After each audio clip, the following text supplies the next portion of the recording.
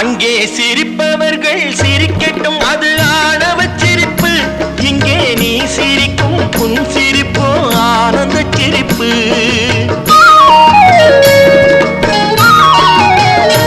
அங்கே சிரிப்பவர்கள் சிரிக்கட்டும், அது ஆணவ சிரிப்பு.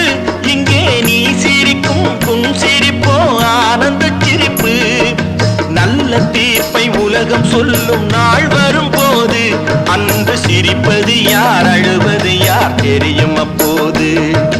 நல்ல தீர்ப்பை உலகம் சொல்லும் நாள் வரும்போது அன்று சிரிப்பது யார், அழுவது யார் தெரியும் அப்போது.